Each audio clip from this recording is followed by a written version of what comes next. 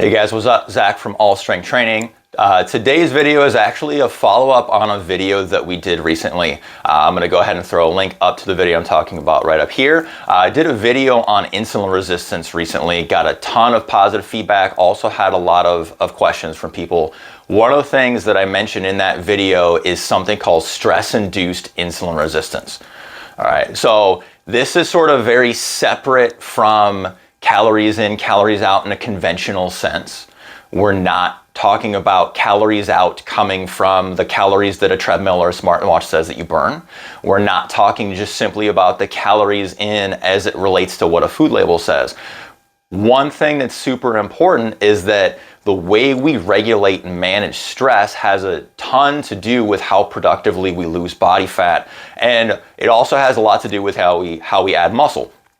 Basically, the reason why stress can cause issues with specifically fat loss is what I want to kind of talk about on this. The reason why it causes issue with fat loss is that when our body gets stressed, what happens is we produce cortisol. Okay, cortisol is our primary stress hormone. We've got cortisol, adrenaline, noradrenaline. We've got this cascade of hormones that get produced in times of stress. And when I say stress, I mean what your body perceives to be stress. Mentally, you might not think it's stressed. When you go into a meeting with your boss, that you have a meeting every Monday and you know he's a jackass and you just sort of grin and bear it, you might not consider that to be a stress, but if your body thinks it's stress, that's frankly all that matters.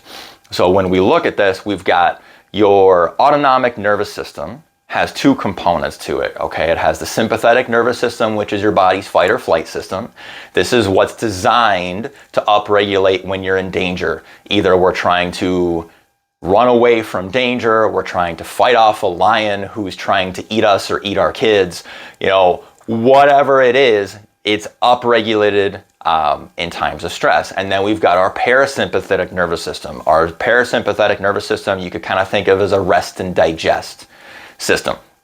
And the key here is that we want to sort of create a better balance between the sympathetic and parasympathetic nervous system, because if you are living in the 21st century, odds are very good that unless you work at it, you are naturally going to spend more time in the sympathetic nervous system. It's been estimated that, you know, we as a people have over 100 times more stress exposure than our grandparents did.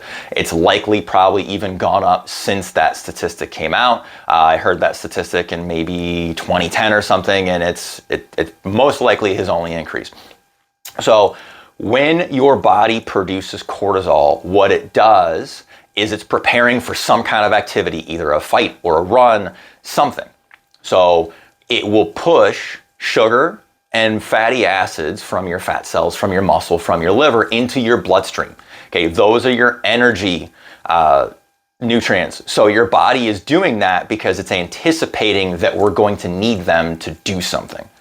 The problem is that most people, this isn't us getting stressed before a workout. It isn't us getting stressed because we're trying to avoid getting hit by a car. It's getting stressed while also being tremendously inactive. We're being stressed at work. We're being stressed at home. We're being stressed during a 2-hour commute driving home from work. So the challenge is that as our body pushes those nutrients and that sugar into our bloodstream, because we're not going to naturally burn it off, our body then has to dump it back where it came from. And the way your body is going to do that is going to raise insulin. Okay, and if you watch the video that I made earlier, when your insulin levels go up, insulin is a storage hormone. So when you're storing things, it means that now you're not making that fat and that sugar accessible anymore. Okay, so it means you spend less time burning fat. So what we want to do is we want to be able to move more efficiently from our sympathetic or our fight or flight system into our parasympathetic or our rest and digest system. It's not that we don't ever want to get stressed out. That's not a practical answer to this. What we need is we need to be able to move smoothly back into our lower heart rate, more steady breathing. Those are positions where our body is going to utilize those fats and those sugars more effectively and not try to raise insulin levels to push them back where they came from. So often one of the first things that we need to do if you're someone who is chronically stressed is look at your exercise. Are you exercising enough? All right, and specific exercise. This actually doesn't mean going into the gym and going quote unquote beast mode around a bunch of weights for 2 hours a day, 6 days a week.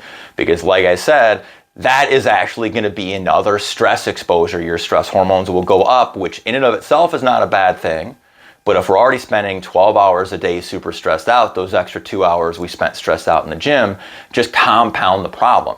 So we actually want to do things that push our parasympathetic nervous system.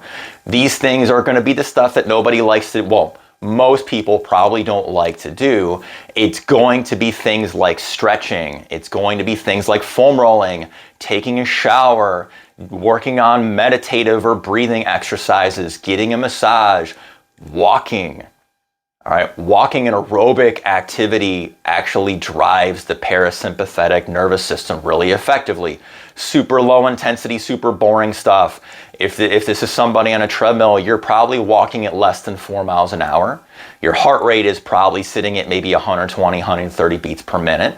It's going to be really monotonous stuff, but it trains the parasympathetic nervous system to kick in more effectively.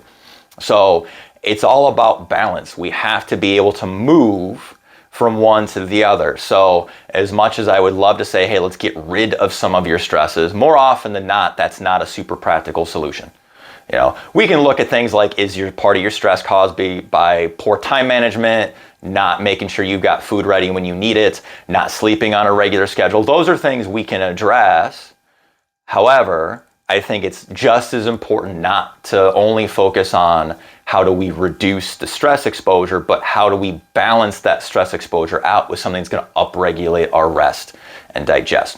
So to kind of recap here, one of the things that we can do is we can use our exercise in a context that's not usually what people think of. It's not going to be sprints. If we're doing cardio, we're not doing 30 seconds of sprinting and 60 seconds of rest and high intensity interval training and HIIT and, you know, CrossFit, strongman drills, that kind of stuff. Conditioning work is often not what we're talking about here until we've developed the parasympathetic nervous system to kick in more effectively. So it might be really, frankly, boring stuff. It might be you going for a 45 or 60-minute walk at 3.5 miles an hour at an intensity that feels like it's almost just not even any effort.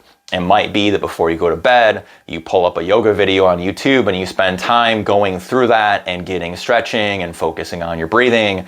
It might mean that after a training session, you, instead of just putting your gear on and walking out the door, you lower your breathing, you get on the floor, you spend some time foam rolling, you walk on the treadmill for a few minutes to bring us back down into the position. So this is super important, because if we don't balance this system out, it's never going to help us recover the way we need to, because a lot of our fat loss and our muscle building doesn't happen during the hard stuff. Okay, a lot of the actual creation of muscle tissue and the utilization of body fat happens when things are really low. And if we can't get really low, then we can use our exercise to prime our body for those things. But if we can't get into that low rested position, we're never going to actually allow for the results to manifest themselves. All right, so I highly recommend that you evaluate what's going on if you start hitting a plateau, or if you're trying to put together a comprehensive program for yourself. Make sure that you're allocating space for doing the boring stuff to focus on that parasympathetic nervous system. So hopefully this helps. I realize this often for most people probably watching this video on a YouTube channel called All Strength Training probably aren't really thrilled to hear about me talking about yoga and stretching and low intensity cardio. However, it's gonna be sometimes a piece of it, you know, especially if you haven't been paying attention to those things. So I hope this helps. If you guys have questions, feel free to comment on them in the comments below. I'll love to help you out. Like this video, subscribe to our channel for more. There'll be a ton more of this sort of stuff coming.